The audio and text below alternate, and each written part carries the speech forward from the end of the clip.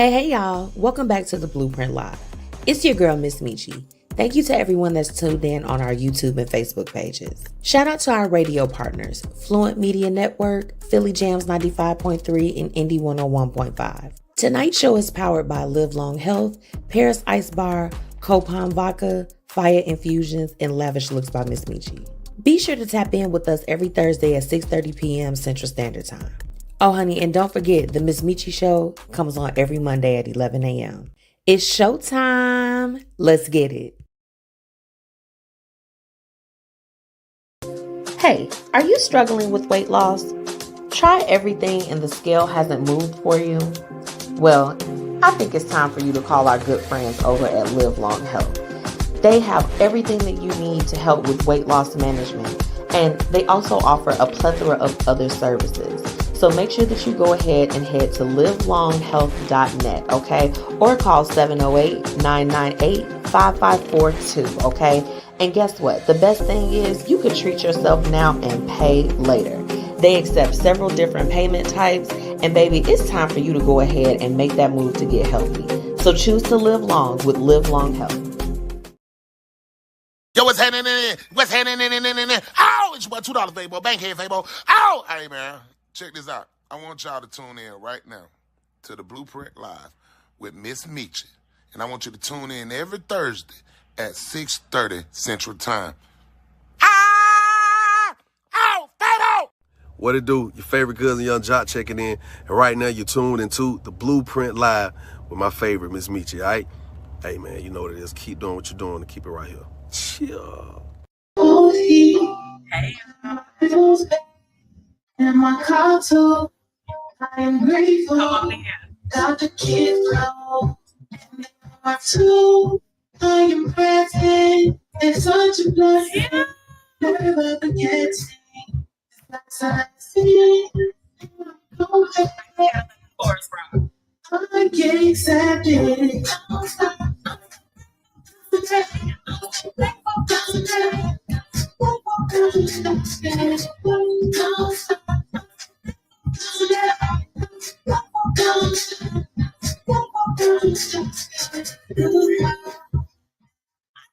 y'all to hear the chorus.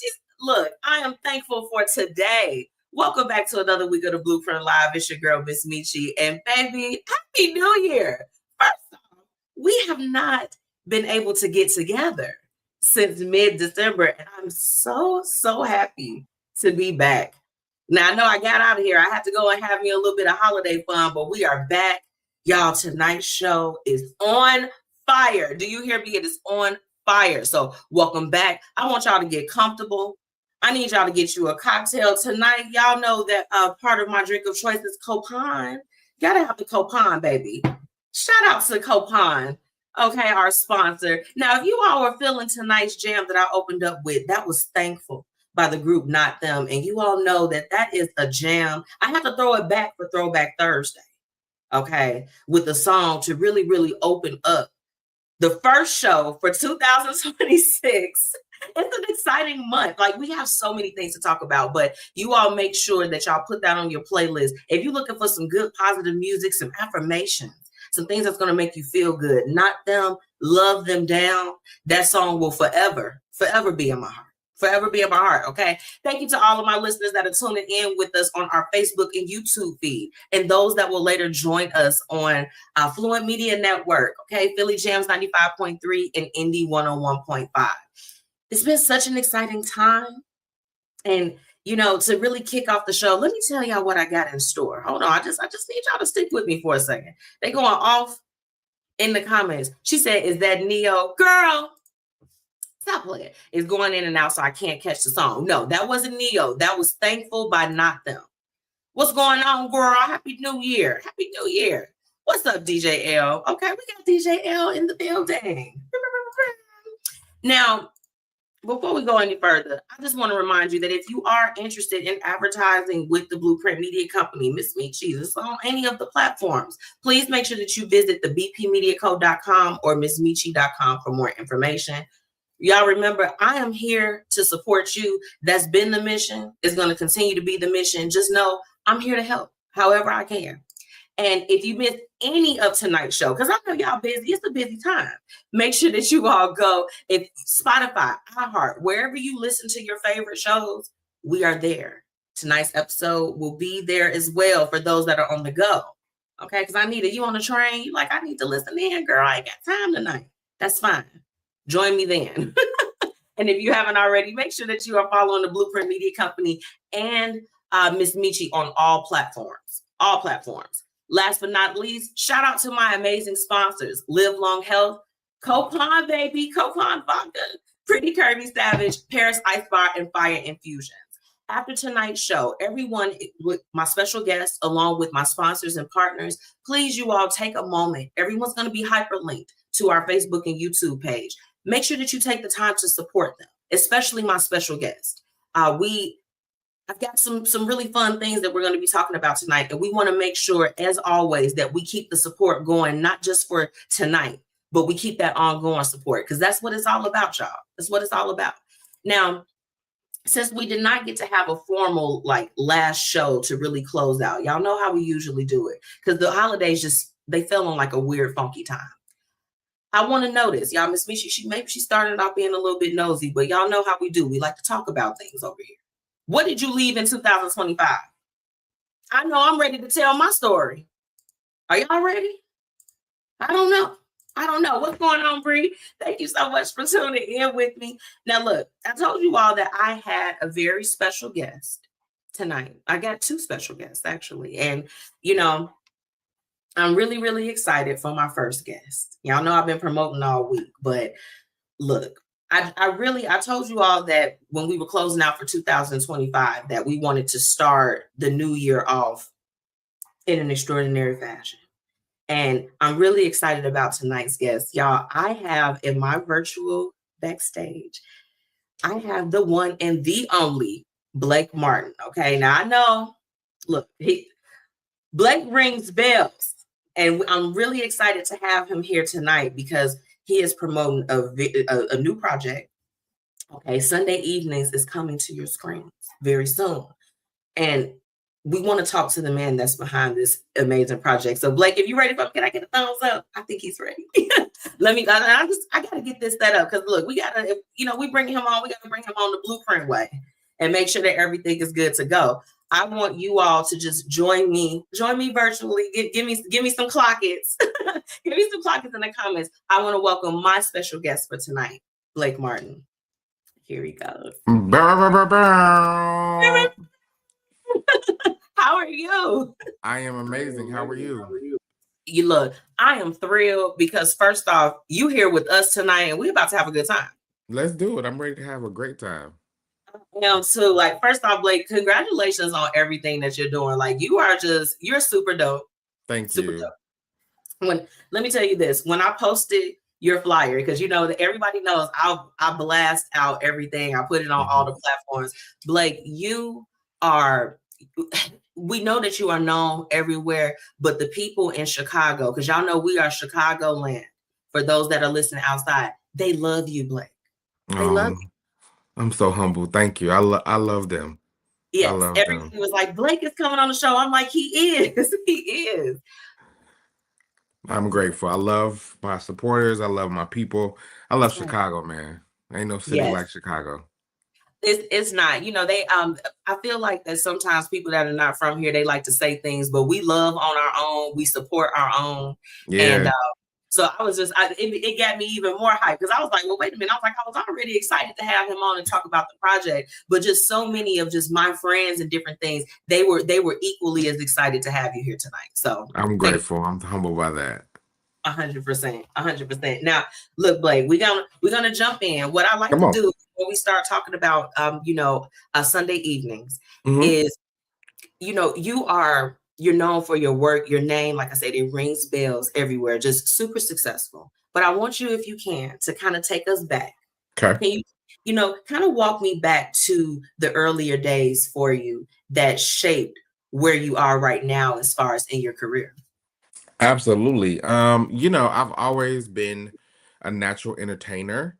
I've always been a natural energy, I guess. But I started off in this world as a background dancer. I knew I wanted to be a dancer very early on, and my very first gig, if you will, I was a background dancer in a Gatorade commercial in high school. Okay. And it was just two people in this Gatorade commercial. It was me and a young unknown basketball player. Okay. That unknown basketball player turned out to be the Kobe Bryant. But that was my first gig, and I fell in love with the world of dance, and I eventually danced and toured with a group by the name of B2K, some may know. Yeah, And then I for went to real. school and I majored in dance, and Okay. I just to dance took me. And then somewhere around 2000, I want to say 6, I was hired to choreograph a fashion show. And I Okay. had never ever been to a fashion show before, but I said, why not? It seems easy enough. And midway through the production, the producer quit. And they said, well, the next person in line that knows the show is the choreographer. So you're Yeah. the producer now. And I was immediately hooked and fell in love with fashion show production and did that for about 15 years. And I Okay. did not only my own shows, I did about 300 of my own shows, but I produced shows for Gucci, Tommy Hilfiger, Nike, Adidas, Timberland. And I did that for a very long time. And I thought that would be my life. And Mm, then the pandemic hit and everything shut down. And I bought okay. a camera because I needed to do something to occupy my time. And I Yeah. instantly fell in love with photography. And within a year, I had a Times Square billboard, a Vogue cover, features in Vogue. And again, I thought photography was my new life. Yeah. And then earlier last year, I went to Cape Town, South Africa, to do photography on a TV set. And I fell in love with TV. And 6 months later, I have my own TV show that I wrote, directed, and produced, and already sold to a streaming platform. That's amazing. I'm sure that you are just over there so proud of yourself. That's a heck of a I, journey, but I am, I don't know if I'm proud of myself, but I am grateful for the avenues in the past God has taken me through. I just, that man got all these great ideas for my life. I just be following along. I love that. Now, look, I usually do this part of the show a little bit after we talk, but you kind of Come on. told my listeners everything that you've done and just kind of walked us through everything. So I know that the show is out now, but when you Yeah. think about your career altogether, I make everybody pick a favorite thing, Blake. So you've Oh, done you've done so much. So out of everything that you've done, just all of the different things that you've done over time, what can you say was the just like your favorite part of your career so oh, far? now you are killing me. I'm Um, sorry. Like, everybody has to pick a fave. This is the question that stumps everybody. So I'm like, let's get it out the way. honestly, I would probably say the creation of Sunday evenings. Yeah, and I know it's probably the easy way out to say what I'm doing right now is the No, that's favorite, but I think that it's just a different level of thing I've ever done, and I'm just super proud of it. okay. Well, look, I feel like now is a really great time to jump in. So Sunday evenings is coming out. Mhm. Can now, and I've been sharing the flyer, Blake. I know you've been seeing it. I've been sharing it up. I'm trying to get the Thank you, people thank ready, you, so we're thank ready you. to go. Yeah, But yeah, I just want them to hear from you as the creator, as far as just, we're talking about marriage very heavily in Sunday evenings. But when yeah. you're going around to everybody, what do you want them to know about Sunday evenings and what they can look forward to? So I think Sunday evenings is an interesting story because Sunday evenings is an intersection between love and social media. And I think that, in this day and age, so much of our lives are consumed with social media. And Yeah. in Sunday evenings, we explore how we live our lives in the public, and it's great to get views and go viral and comments and likes and all the things. But what happens when that same audience that loves you turns on you? And so in Sunday evenings, my two main characters, Aubrey and Hassan, have a Okay. very popular marriage podcast. And to the world, they are couple goals. They are that young rich, beautiful couple that everyone wants to be like, and their marriage is perfect Yeah. until one day they mistakenly drop the bomb that behind the scenes they've been getting a divorce. And that same world that loves them immediately turns on them. So not only do they have to navigate actually getting a divorce, but now Right. they're doing it in the public eye, and the world is picking sides. And while the world picks sides, they also have to pick a side too. Like, now look, I gotta know Hmm. what was, I mean, because we know like how you kind of pulled into things, but like what was the inspiration? Like, did somebody tell you a story? These are the things I want to know. Like, did you see something and you were like, wait a minute, no, I'm about to write about this? Because we all have our creative process, but what was that spark where you like, wait a minute, this is a story that I need to tell? Well, so when I went to Africa and I was coming home, my flight was a 29-hour flight. And, listen, I flew to Africa and I didn't have a whole bunch of money, so I flew back very cheaply. Okay. So my Understood. flight was one where I didn't have Wi-Fi, TV, phone, or anything on my flight for Okay. 29 hours. And I am a person, I love social media. And so I immediately was like, I feel crippled. I Yeah. feel like the world has been taken away from me. And then I got to thinking about the obsession that not only people, but I have with social media.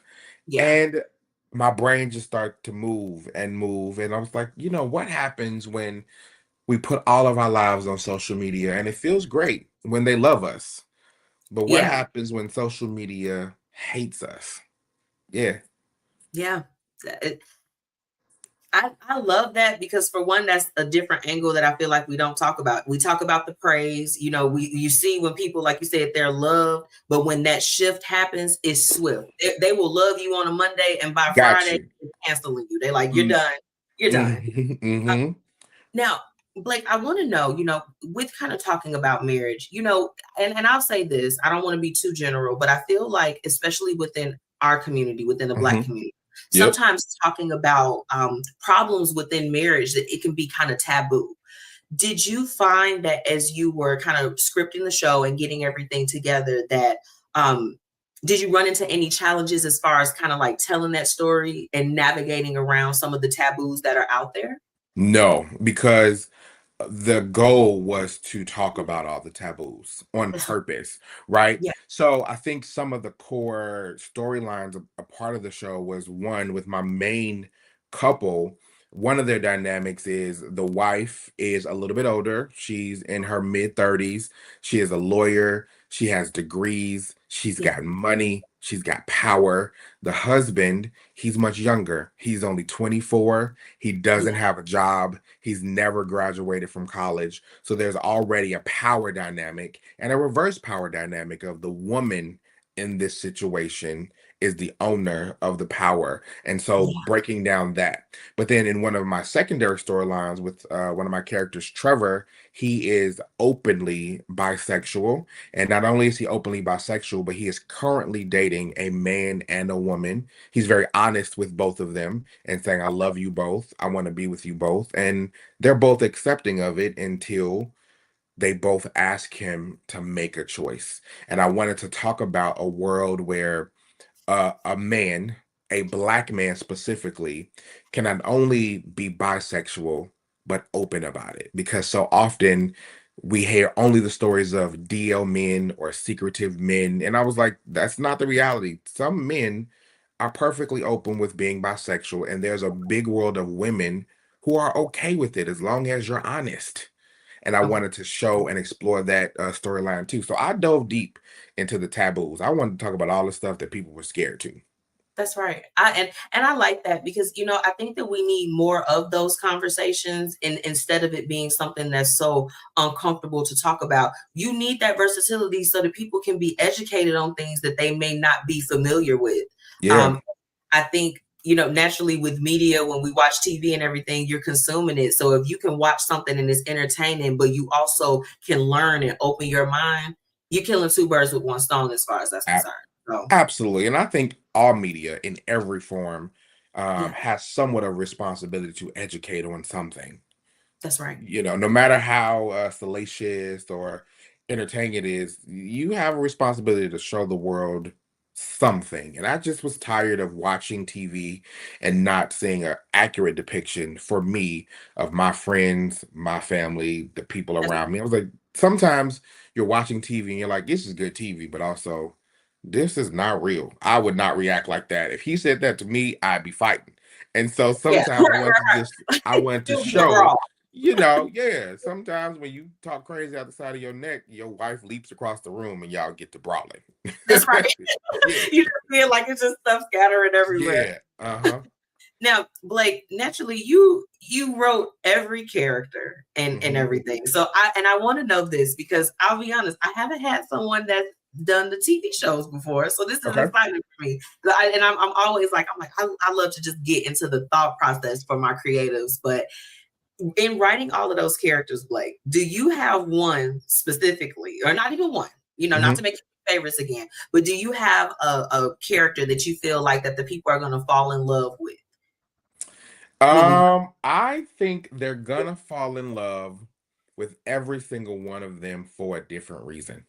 I think every character has some parts of them that is absolutely lovable, and every single character has some parts of them you're gonna be like, you are getting on my last nerve. There's a balance to it, you know. So I think depending on who you are, your life experiences, that's going to depict who you fall in love with. But I think all of my characters have a lovable quality, but it was important to me that they were real. They were super flawed, super emotional, super insecure, super honest. Yeah. And nobody in the world is perfect. I think so often when you see the leads of a show or the perfect woman or the leading man, it's like this person is perfect and then everyone else under them has the flaws. I wanted to write characters where every single one of them is kind of messed up in some ways. Yeah.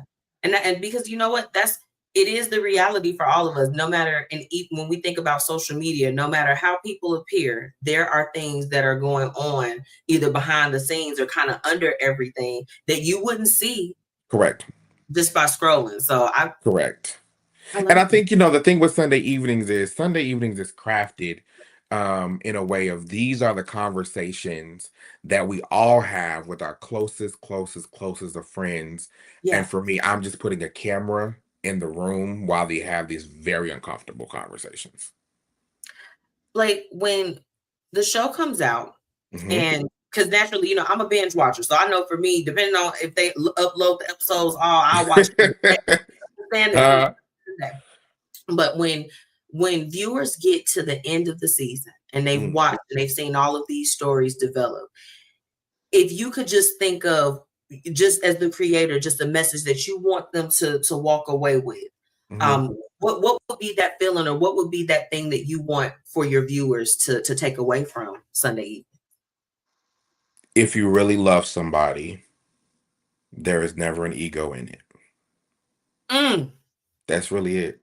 So I think a lot of the tropes and the difficulties that my characters are facing is because there's ego involved. They are caring about how they look, or will they be embarrassed about how the other person receives their feelings, or I can't be weak in front of him. I can't be honest with her. I'm scared to say how I really feel. And if you really love someone, there's never ego in it. And it is important to be honest from the start, because the longer you hold on to ego and secrecy, it is eating away at the relationship. Like, come on, I need y'all to pass the collection plate for Blake tonight. Okay? Come on, pass it around. Pass it around. I need the plate. Give us the plate in the comments. Like, that is, first off, that is profound. And I just can't even imagine what it was like for you putting the pen to paper. Just with that in mind, hold on. Let me get to these comments because they are over here going. Yes, I don't see them. So, you know, let me see some of these comments. Okay, we got some clockers up. Hold on. I want to go. They already are trying to jump into the topic of the night. So we're going to hold off on that. But Cynthia is joining us. Hey, Chanel. She said, I love that takeaway, Blake. Remove the ego if it's real love. Ooh, yes, I love that. Listen here. Wait a minute. Forget the shit. He is preaching. Okay, come on now. Okay, look, y'all get the cloth and somebody give Blake some water immediately. Amen. Amen. He said, I like that. Listen here, he is preaching. No, I mean, it's so true. It's so true. And I just, wow, that was I'm clipping that up for sure, Blake. I need you to know. Yes. I need you to know. Now, Blake, you know, you've seen a lot of success in your time, right? Mm-hmm. And I would love if you could just kind of share, if during your time, even from the earlier days to now, if you encountered any challenges along the way, and if so, how did you personally overcome those? Because I have a lot of people that listen into the show, and whenever I'm bringing people on, I love if we see the highlights, but if you could just kind of share something to uplift somebody, I would really appreciate it, and I know they would. It's so funny because yesterday I uploaded a reel to my Instagram kind of saying the same thing. And you're right, I have had a lot of successes in my career and I'm super grateful for them.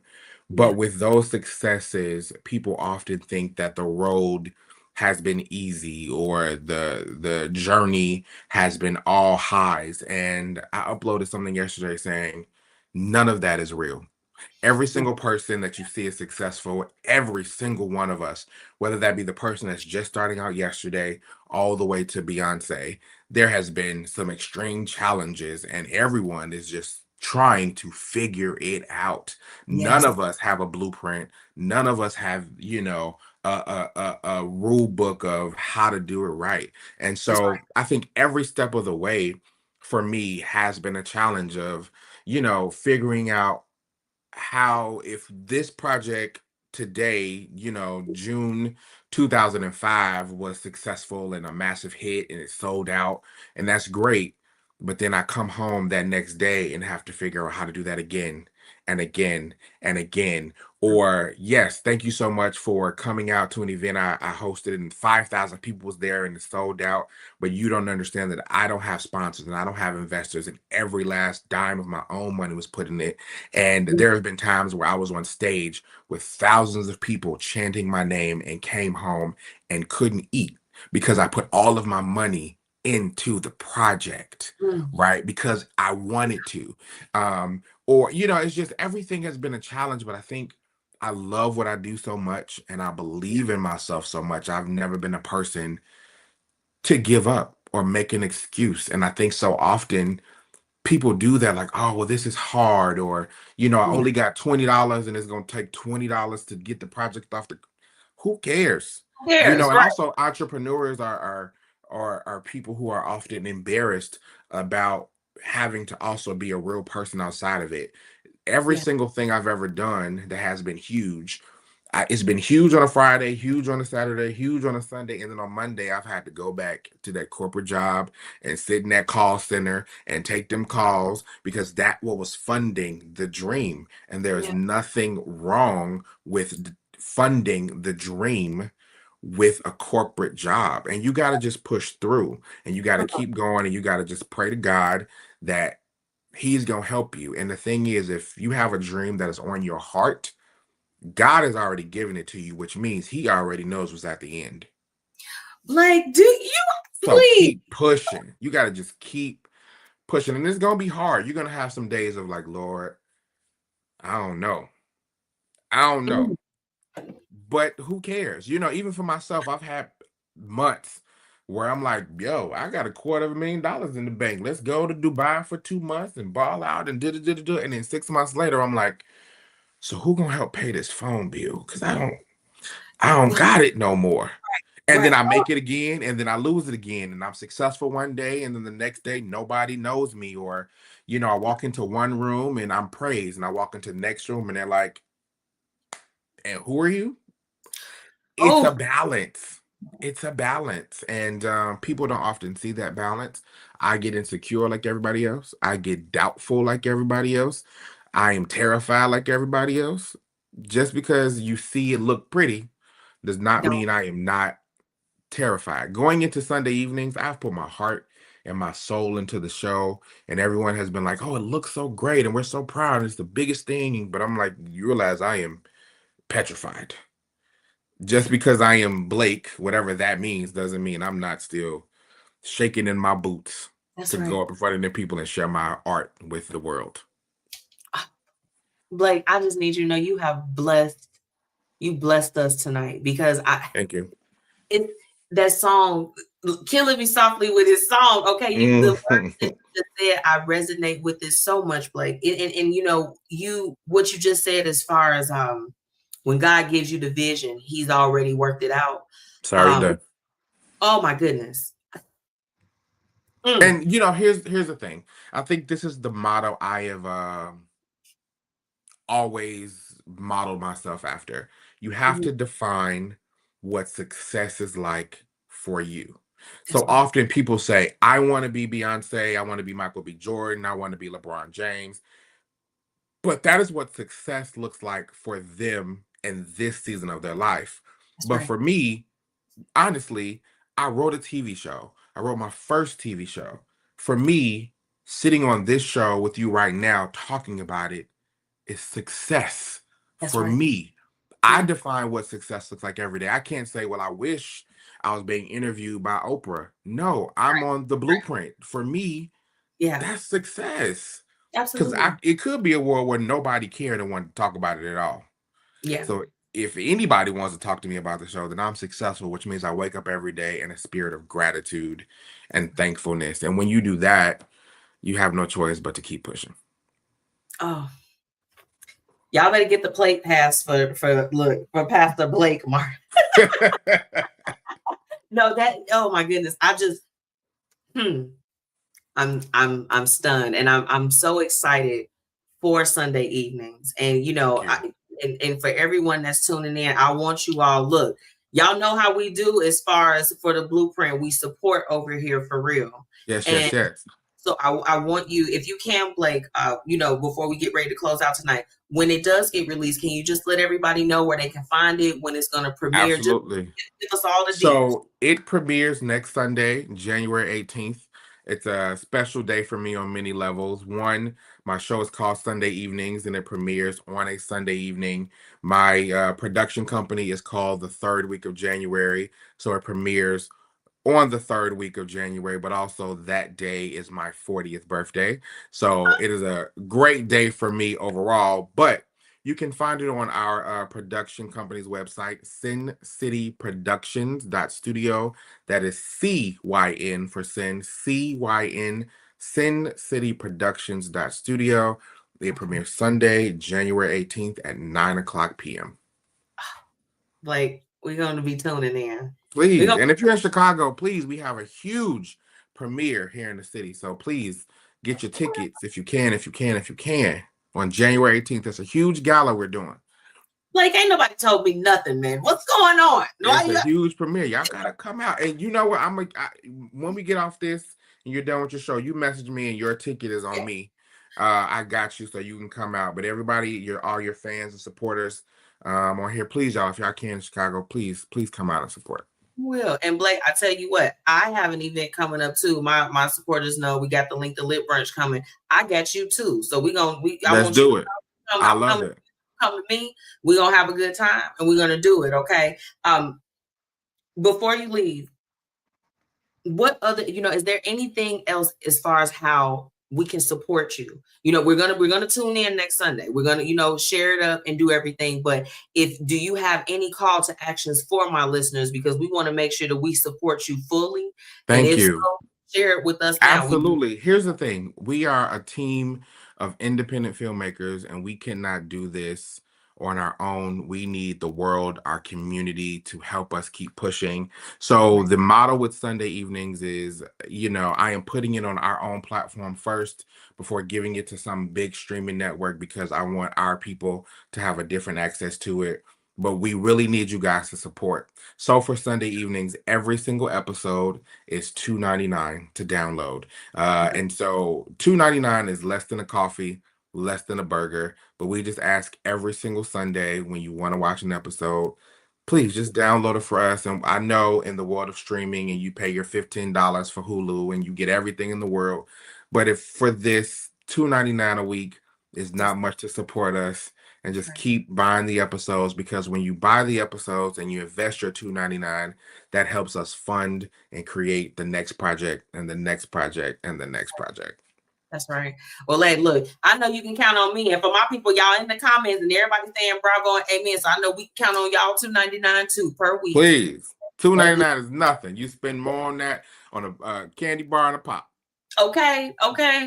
Look, Blake, we are excited to support you. And I just, I'm so thankful because I know, look, Blake, you've been on the run, you've been on the press run, so I already know. And I'm so grateful that you were able to just have some time to come and hang out with us and just share about Sunday evenings. I need you to know we gonna support you, and we here. Thank you. Sure. I appreciate it, guys. If you aren't here and you listen, make sure you hit me up on Instagram. Let me see you. Message me just to say hello so I can talk to you guys and say hello back. Okay. Well, Blake, I just want to thank you so much for joining me and just thank you for having me. And let me just say, through my career, I've done a whole bunch of press. With Sunday evenings, I've done so much press in the last 30 days. My head is spinning. But you are an excellent interviewer. You are phenomenal at your job. And so sometimes you come into interviews like, here we go. But you were phenomenal, easy, kept the questions flowing. So you are great at what you do. And anybody who hasn't been listening to the Blueprint, you're missing out. Come on now. Like, you know, warm my heart today. Thank you. Absolutely. I love talking to people. It's people like you and any guest that comes on. You all are phenomenal. And I mean, in my mind, we are all on our way, but y'all are the celebrities to me. Like we love the Beyoncés. We love everybody. Y'all the celebrities to me. So thank you. Extremely excited. And I just thank you so much. I'm excited. Full. Thank you, everybody. Make sure you message me so I can get your tickets to you, my love. And I will see you next week at the premiere. I'll see you there. Have a good night, okay? Bye, everybody. Love y'all. Love you. Bye. Oh, my goodness, y'all. Wow. It's going to be a great show. Come on now. Now, look, I'm going to leave Blake's information up. I have to take a quick break. And then when I come back, we're going to hop into tonight's Hate It and Love It before I bring on my second guest. Now, you all, look, I want y'all to stick around. We got to support. I have Miss KiYha Moore joining me. She is the young CEO and founder of the KiYha Moore Foundation. We're going to learn more about her story and everything after tonight's Hate It and Love It. I'll be right back after this break in a minute. Are you in need of a mobile bartender for your next event? Contact Paris Ice Bar today. From crafted cocktails, tapas and hookah, Paris Ice Bar has you covered. Visit ibringhappyhour.com or call 407-707-8202. Be sure to shop Pretty Curvy Savage, where style meets comfort, and you can be bold and be fierce. This plus-size clothing line is everything that you need in your closet, ladies. So be sure to visit prettycurvysavage.com and use promo code MzMetchi10 for your special discount. Okay, bye. All right, y'all. It's time for Hate It and Love It. Let's get into it. Welcome back to the Blueprint Live. It's your girl, MzMetchi, and it is time for tonight's Hate It and Love It. Now, if you missed any of my exclusive interview with Blake Martin tonight, I'm going to leave his information up so that you all can follow him. Remember, next week, we getting our $2.99 together. We're getting our $2.99 together, and we're going to be supporting him and purchasing our episodes. I'll get all of the information where you all can purchase the episodes. So y'all make sure that y'all get in tune. Hi, KiYha. I see you back there, baby. Hey. So look, I have my next guest. Hey, I have my next guest backstage, and we're going to be bringing her on soon. But we got to get through Hate It and Love It real quick. Let's keep this thing on the road.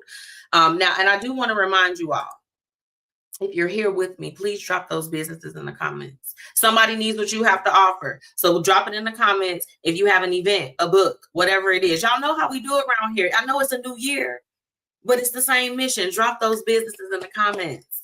Now, I'm going to keep my Hate It and Love It very brief tonight. But the first thing is this. First of all, we made it to 2026. That's a love it. Can we get a love it? Yeah. Let's get it going. Yeah, let's get 2026. We made it. Finally, 2025 came in and did a little bit too much. I'm glad that 2026 is coming in and having several seats. It's needed. Okay, so you know, I'm gonna go ahead and say that that's the first. That's the love it. The next one is this. Are y'all ready? Come on now. The Lincoln Lit Brunch. I'm so excited. As you can tell, I can hardly contain myself. April 25th is going down. It's going down. And let me tell y'all this. It has been my pure joy. It's been joy in my life to create this experience. And for those that have joined me, whether if you came to just the first one or you came to the first one and the second one, whatever, you all know that it's a curated experience. Like, I don't play. I want to make sure that when people come in that they have a good time, and I'm taking it to the next level. We're going to have more spirits, more food, better times, Papa John's. It's lit, y'all, for real. For real. I'm so excited. Since I took some time off at the end of December, you know, you all know I was sharing that with you, and I could have broadcasted if I wanted to. I mean, we weren't doing anything but sitting at home and, you know, having libations. However, I took that time off because I knew that as soon as the top of the year came, that it was go time. I'm like, it's go time. I got to jump back in. And the calls and the partners and the people that want to join forces with me for this next brunch, I'll say this, for those that have joined me, this is going to be the last one at that location because the LinkedIn Lit Brunch is growing. It's growing. I'm thankful to God for that, because it's not just, I tell you all the time, my motto is like, it's not, I'm here to promote you. And in doing that and following my vision and what the dreams that God gave me, I'm able to showcase other people, and it is growing. So for those that's there, this is likely going to be the last time that the brunch will be at this location because it's growing, it's getting bigger. Okay, it's getting bigger and bigger and better and better and better and better. And let me tell y'all this. The love it for me in 2026 is this. 2025 was rough, and I wanted to close out just some of the things that I felt like it was doing me a disservice in 2025. And part of that was kind of being a little bit too humble. The love for me is that this year and beyond, I'm popping my ish. And I encourage you to do the same thing too. Y'all see, like when Blake was here, how he said that, you know, you could walk into one room and you the business. And you can walk into the next room, people don't know you. Make them feel you in this season. And I can't speak for what everybody else is going to do. But I know as for me, that's my love it. I'm moving in that energy. Come on now.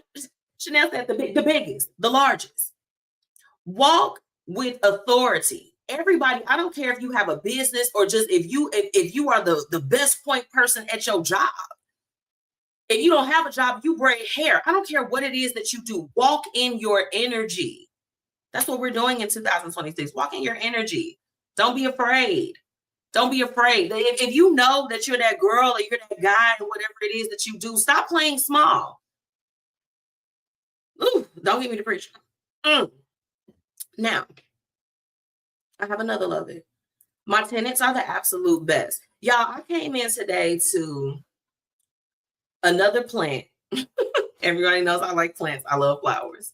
And I had crumble cookies and all types of stuff just from being good to people. Y'all see how Blake was talking about being a corporatepreneur? Going to work and doing all of that.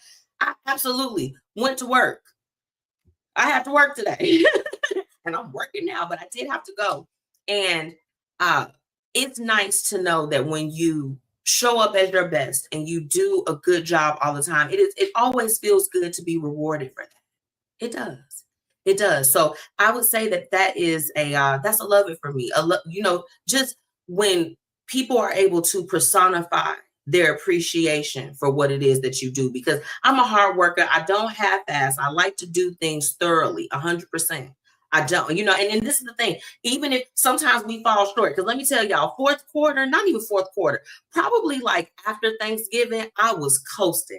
It was people, they're like, girl, you were supposed to eat. You were supposed to call me. I'm like, baby, I'm chilling. I've been working. You got to bear with me. But when you are that person, you got to be able to have accountability. Sometimes if you're not showing up 100%. I had to ask for grace last year. I said, look, y'all, I'm burnt out. I'm burnt out, turned out. I don't have anything else. Catch me in the new year. I tabled so much stuff for the top of this year because I said, look, I've done enough. The love it for me also is knowing when to rest and sit down, but also to be appreciated. And I felt appreciated today. So I spread that energy to you all. There is a event partner that I have, and I won't name it now. Well, I'll tell the story to you all later. I'll reveal who it is. But let me tell y'all another love it. I'm full of love it's tonight. The hated it is going to probably gag a few people. And then we're going to close out because I got to bring KiYha on, baby. It's a school night. Okay, understand. But I have met some amazing people through social media, TikTok specifically. And I ran across a young lady that she put a call to action out. She said, hey, look, if anybody can help me lock in corporate sponsors, please do so, you know? And it was quick, short, and to the point. And y'all know how I am. I be saying stuff like that, and I'm just like this, girl, you talking to me. You talking to me. I want to help. And, you know, I ended up having a conversation because I was like, I'm interested in your services. And y'all, just from being able to share that information, I believe that she's going to be able to lock in anywhere between about 3 to 5 different corporate sponsors. And mind y'all, it didn't cost me nothing. It costs nothing to share for people. I want to remind y'all of that as we're at the top of the year and we're developing and keeping better habits. It costs nothing to share what people around you are doing, especially when they're dope. And I've been following her for a while, and I finally decided to speak. I'm like, well, Daddy, I want you to come hang out with us. And outside of being able to secure it with us, we were able to help that. And she, you know, has agreed to partner with me for some other things too. Be a blessing in this season. Stop gatekeeping. And y'all got to stop being mean too. Don't get me on a rant today, y'all. It was a lot of stuff that happened in them 2 weeks. Let me tell y'all, people were showing out in them last 2 weeks of 2025. I don't know if it was something that was in the holiday food, the turkey, the dressing, the mac and cheese. I don't know, but it was a lot going on. I just want y'all to stop that. Now I'm gonna close it out on a hated it. And Kim G, baby, if you are still on here with me, best friend, you're going to gag. So I shared this with her. I told her, I said, this friend, I said, this is going to be my hated it for the week. But let me get into these comments first. DJ L said, Papa John's. Hey, look, I was just trying to tell y'all better pizza, better food, better liquor, better fun time. Papa John's. Oh no, she said, Kim said, walk it like you talk it. Bree, love it. Right back to you. Bree, I love me some Bree, y'all. And Bree coming back as the coordinator for the Lick the Lip brunch. And she bringing friends too. Get into it. Kim, you ready for the hated it? Because I'm going to close it out. I got to bring on my next guest. However, my hated it is the simple fact that I was talking to Kimberly G last night, and we may or may not have had libations. Who knows? We'll never reveal. However, somehow, and I don't exactly remember how this was brought up, but we brought up when we went to go and see the movie For Colored Girls. Do y'all remember that movie? And was anyone traumatized? Please, I feel like that. Honestly, we need to probably put together a class action suit and sue Tyler Perry for the trauma that he caused on us after that movie. Yeah. I'm over it. That was the hated. The hated it was the fact that I had put that particular memory so far in behind my psyche. And us talking about it last night brought it right back to the forefront. Y'all know our phones listen to us. So of course, For Colored Girls clips started popping up on TikTok. Kim, I didn't even get a chance to tell you that. That's the hated it for me. I don't want any more parts. I watched that movie one time. I don't need to see it anymore. It traumatized me like it had happened to me in real life. She said it was a tragedy. That's exactly what that was. It was a tragedy. What's going on, Jocelyn? Thank you. She said, I still look at Michael Ealy sideways. Baby, Michael Ealy is filed away with Danny Glover because I still have a problem with him after Color Purple, baby. And that was years ago. I think The Color Purple might be older than my sister. Somebody do a fact check on when was The Color Purple released. My sister was probably a baby too. I've had beef with him since then. I don't like him at all. The guy that messed with Sheila on How to Get Away with Murder could never take him seriously after that. He's a great actor. All of these people are great actors and actresses, but I look at them sideways. I have a problem with it. Elle says, sound suspect on them libations. I'm going with hat. And did. Brian, we did. He said, terrible movie, so traumatic. I never watched it again. That was tonight's Hated and Love It. I'm gonna take a quick break before we bring on Miss KiYha Moore. Real quick. I promise y'all it's gonna be real quick. Right after this message.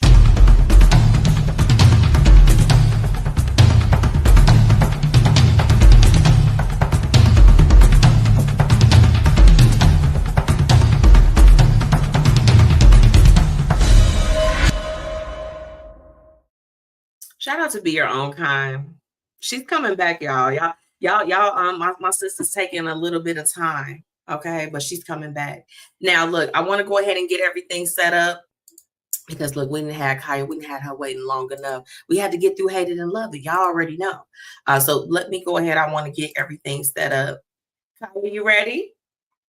I think she's ready to go. Hold on. Uh-oh, that's the wrong thing. Let me get this together. Okay, look, we getting it in order. Hold on. Hey, KiYha. Hey. How are you? I'm good. How are you? I'm pretty good. You look so pretty. Look at you. Thank you. You too. Thank you. Look, I have been so excited to talk to you, girl. You got it going on too. Look at you. Thank you.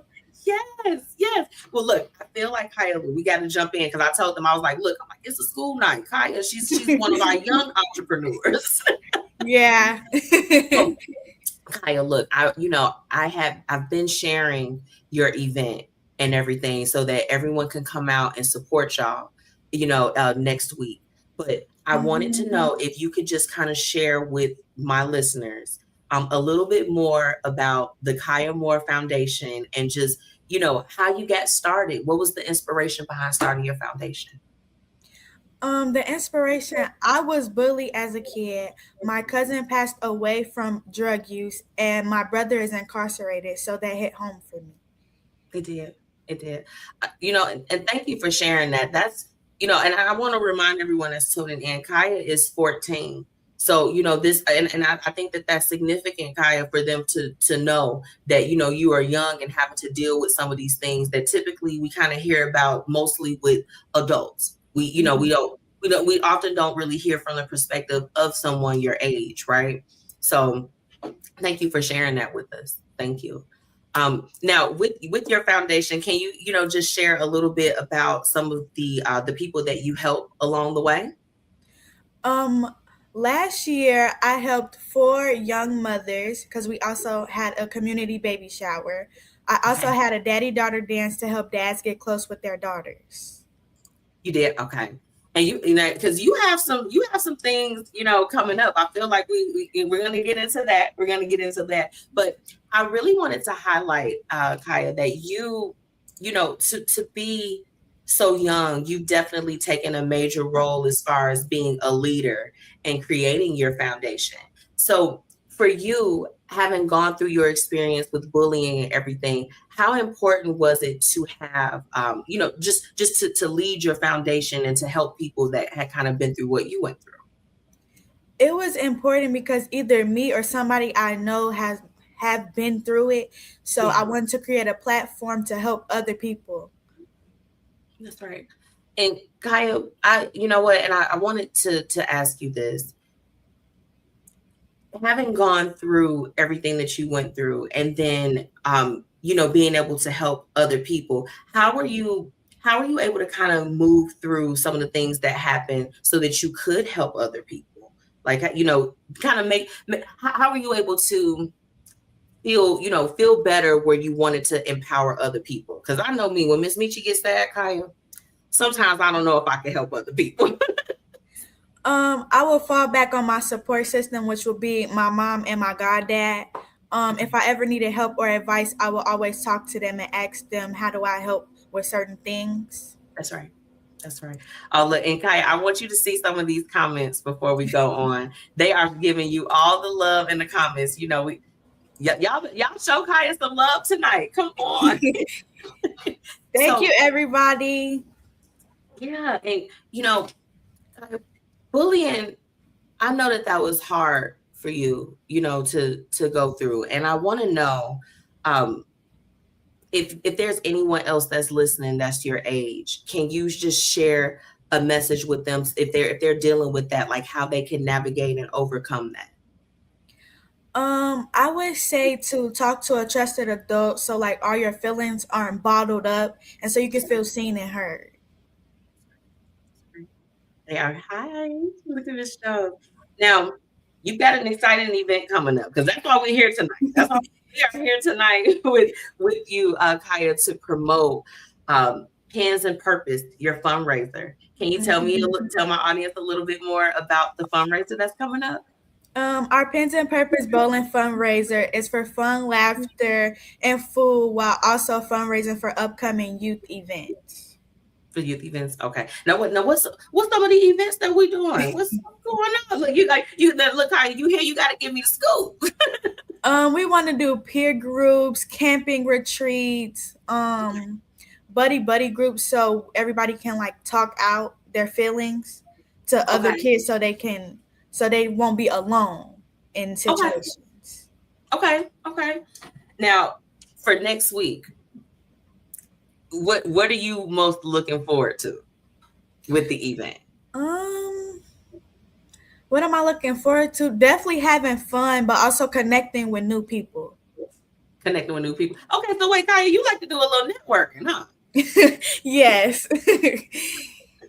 Okay. Now, outside of Pens and Purpose, can you share a little bit, if possible? Let me know if you can, about the daddy-daughter dance. The only thing I can say about the daddy-daughter dance is, instead of it being in April this year, it is in June. Okay. Oh, so we get some summertime fun. Yes. And it won't be a sneaker ball. It'll actually be a ball. Okay, because I did want to ask you, just for those that may be newer to your foundation, you all have this event, as far as with the daddy-daughter dance, you have hosted it before. Yes, so we had it last year. KiYha, now this is the thing. I'm gonna put you in a little bit of a trick bag, but go with me here. So for all of my guests, no one is excluded. You've thrown a few different events to just, let everyone know about the foundation, to garner support.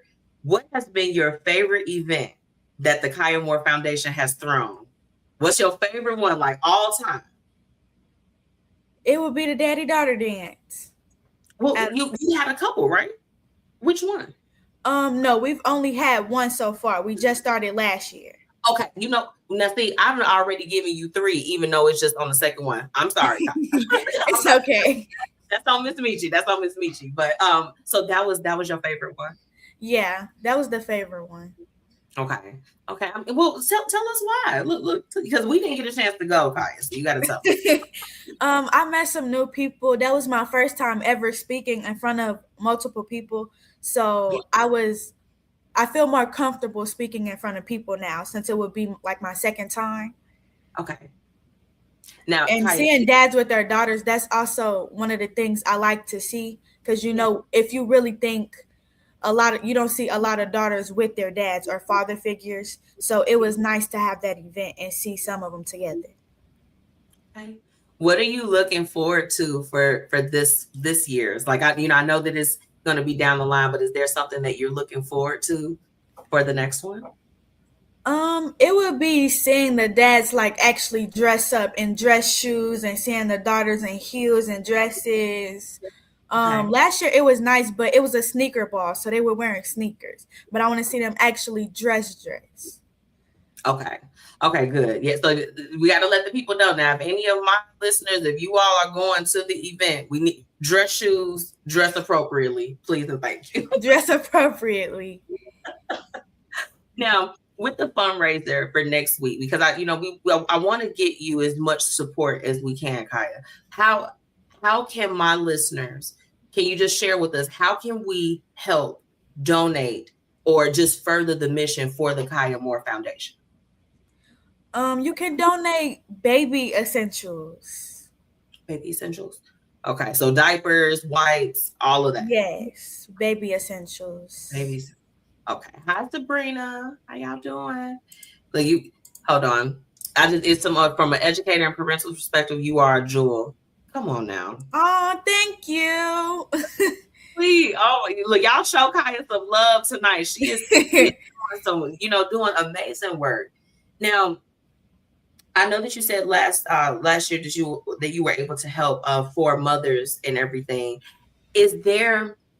I'm really big on manifesting things, KiYha. So is there something with the foundation that you want to do that maybe some of my listeners, like maybe we can partner or help you? Because, with your foundation, we want to help. So is there anything that you would like to do and you want to manifest for the foundation?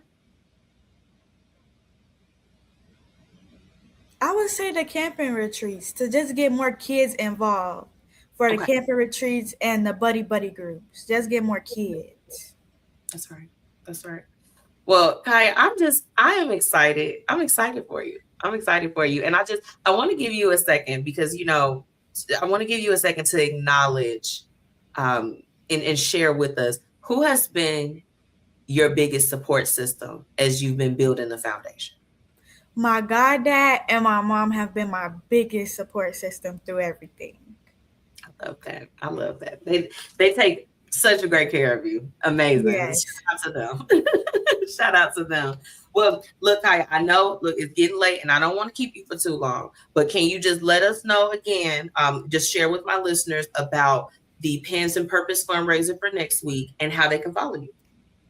The Pens and Purpose fundraiser next week is 11:30 a.m. to 2 p.m. at Strikes and Bites Bowl. Strikes and Bites. Okay. And on social media, on TikTok, I believe it is KiYha Moore Foundation, and Instagram is KiYha Moore Foundation, and Facebook as well is KiYha Moore Foundation. Okay. Well, KiYha, thank you so much for joining me tonight. You're welcome. I'm rooting for you, and I need you to know that you also have the ongoing support. And anytime you have an event, anything that we can do to help and to further the mission, just know that you have support. Okay. You got support, and I'm wishing you continued success with the KiYha Moore Foundation, and I know you'll do well. Thank you. All right, I'll see you soon. And make sure you come back and see me. Don't forget about me, okay? Okay. See you later. Have a good night. See you. Bye-bye. Bye. Y'all go and make sure, look, okay? Y'all better go and support. This is the thing. Sometimes we are not able to always show up in person, but please, if you can buy a ticket, if you can sponsor a ticket, if you can get a ticket for somebody to be in the room, we want to make an impact. If you have baby essentials, she put a call out for diapers, wipes, look, I don't have kids. Where my girls at from the front to back? Is you feeling that? Okay. Help out. We want to put out a call to action. We want to help the KiYha Moore Foundation however we can. The best thing, we want to get our ticket. We also want to make sure that you are following them. Okay, because when the daddy-daughter dance comes up, that's the heck of a mission. Let's get the daddies and the daughters outside. Y'all heard what she said. We don't see it that often. Let's see it. Shout out to Makita. Shout out to her goddad. Shout out to, just the KiYha Moore Foundation. Shout out to you all for fostering entrepreneurship and community with the youth. Okay, you all are dope, and just know that you have to support all the time. Bree says she can help. Bree, please. Bree, look, Bree, I'm gonna send you Makita's page to reach out. Okay, reach out. We definitely want to loop her in, and let's try to help out however we can. I know that I've got some essentials, and we can get these tickets. Look, now we're about to have a Zoom call. Look, we're having a Zoom right now before we go on break of how we can help. But for real, this is what it's about. We, all the time we talk about with the youth. Okay, we gotta help the youth, and the youth has to do things. KiYha is doing things. She is the youth. So let's make sure that we put our money where our mouth is, and we put our support where it needs to go. I have to take a quick break. When we come back, I have tonight's What Would You Do? And y'all, it's heavy. It's heavy. So we're going to get to it right after this break. Hey, are you struggling with weight loss? Try everything and the scale hasn't moved for you? Well, I think it's time for you to call our good friends over at Live Long Health. They have everything that you need to help with weight loss management, and they also offer a plethora of other services. So make sure that you go ahead and head to livelonghealth.net, okay? Or call 708-998-5542, okay? And guess what? The best thing is you can treat yourself now and pay later. They accept several different payment types, and baby, it's time for you to go ahead and make that move to get healthy. So choose to live long with Live Long Health. Let's get into today's What Would You Do? Where we're talking about real situations with real people and offering real solutions. Welcome back to the Blueprint Live. Yes, I'm pouring up. Don't worry about what's in my cup. It's my cup. Copajn, baby. What's good? Tonight's What Would You Do? If you all missed my exclusive interview with KiYha Moore of the KiYha Moore Foundation, I encourage you all that after tonight's broadcast to click on the hyperlink. And I want you all to tune in. Help if you can. Help if you can. I'm going to put this up here one more time for you all before we hop into tonight's What Would You Do? Okay? Y'all go and support. Y'all know how we do it over here. Now, tonight's What Would You Do, of course, is brought to you by Copajn, baby. And, of course, I'm sipping it per usual out of my MzMetchi show cup because I'm like that. And that's what I like to do.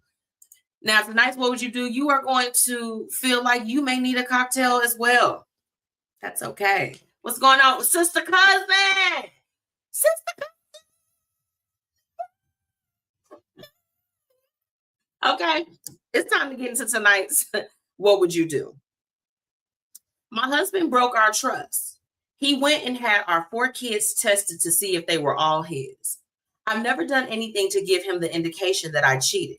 So why now? He's never questioned it. He went to work and left his email up, and I saw the messages. Our oldest is 9 and our youngest is 3. When I asked him about it, he said that he just wanted to be sure. Does this mean that he doesn't trust me? How do I recover from this? At this point, I'm feeling offended and betrayed. If you were in my shoes, what would you do?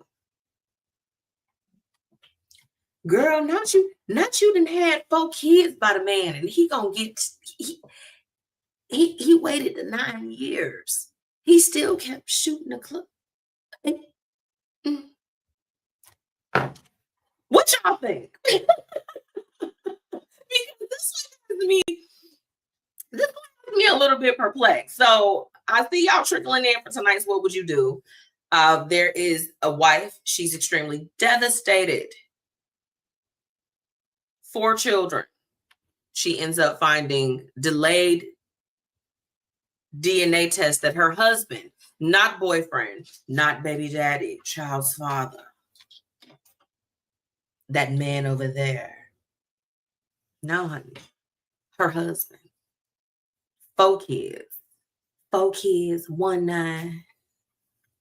The last one is 3. Like, real circumstances. She not had just 1 baby. She had 4 of them. 4 of them. Okay. And he did a secret DNA test. Now, this is the thing. Y'all gonna be surprised at MzMetchi's opinion on this. And I don't want to start the year off pissing you all off as my listeners, but I do want to be, and understand this. I'm a girl's girl, but I'm also like fair, and I've also seen some things. So go with me here. Elle said, I love it, and let's go. Yeah, let's just hop into this, friend. Let's hop into this. So I'm going to be honest. I am one of those. And I think that if DNA is going to be something that's going to be requested, I don't think that someone is wrong for wanting to make sure. I do believe that there is a good time. You have to do things within a certain window. There we go. Those are the words. You have to do things within a certain window. So in doing that, if her husband had any questions about the DNA, these are conversations that should have happened well beforehand. Okay. It should have. And he wanted to say like, hey, honey, I know that we locked in and everything, but I want to make sure there's DNA because see, I've seen situations where a guy left his wife. That there was a situation, and I will find the story, and if I find it, I'll share it. But the guy left his wife thinking that she had cheated on him from getting a DNA test at the birth of their child, only to find out that their kids had been switched at birth. Okay, in the hospital. This was the hospital's era, and that the DNA test is what led to that information being revealed, right? So I do believe that there is a place for a DNA test to take place. But I done laid down and gave you 4 children, and you decided after the 4th one that was when you wanted to double check. If you're feeling that distrustful, I probably should have known after the first one. Ladies, where my mother's at? Do y'all feel me? Come on now, because I want to talk to women that they have had children. What's your thoughts on this? Chanel said the way the husband went about it was very hurtful. I get that there are some women who lie about the father, but if you're married and no history of infidelity, why question it? Then to do it behind her back is foul. I'd be hurt and angry. Hospitals / birthing centers should make paternity tests a requirement for all births, no matter the relationship status. Yeah, that's what I'm not opposed to that. I feel that you know that phrase that they say, what is it? Mama's baby's daddy's maybe, or something like that. Whatever that stupid phrase is, so silly. Whatever. So, but it's true. Like you know, and we've seen it. Mind you, I've had family members as well as male friends or different things that have gone a ridiculous amount of time thinking that a child that was in this world was theirs, only to find out that it wasn't. And then a couple of them found out in some really messed up ways. Your child is sick and you all are trying to match things up and stuff ain't matching type of situation. So I do believe that there's some space for there to be a DNA test, but it's about timing. It's about the inclusivity of having those conversations with the person that you're having a child with. Baby, I'd be pissed. But you trust me? No, all of them are his children. All 4. He had a DNA test done on all 4 to confirm paternity. Okay? To confirm that he was the father. DJ L said it's his side chick in his ear. Wow, Jesus. Not the side chick. Wow, how do we get there? How do we get there? This situation, so look, I could answer this a couple different ways. But I'm going to stay within the lens first that this was presented to us, okay? Now, I'm not going to lie to you. I'm kind of with you on the side chick in his ear. Let me put L's comment back up. I'm going to take it a step further, though. I believe that he is possibly doing a DNA test on her. And I'm going to go with me here in my grandeur of my thoughts. I think he got a baby out there that he had to do a DNA test for. And he was maybe outside of his 4 with his wife. And he probably thought it might be relevant for me to go ahead and run a test on these too. Go with me here. Maybe I'll just think, you know what, y'all, I grew up watching adult television, and Scandal and How to Get Away with Murder was some of my favorite shows. So we can come up with a story. But did you test them kids out of the blue? Because you got 9 kids. Hello. Hi, Cameron. Y'all want to come back? You have 4 kids, and you're testing now. It's giving maybe you got something going on. But so yeah, the side chick, that's me taking it a step further. They just said that it's projection. Agreed. Jason, what are you doing here? Oh, said sneaking to watch you right quick since I'm at work. Came on a spicy topic. Oh, Jason, we're talking about paternity test. Guy is married to his wife. He's got 4 kids with her, ranging from oldest 9 a.m., and then the youngest 3.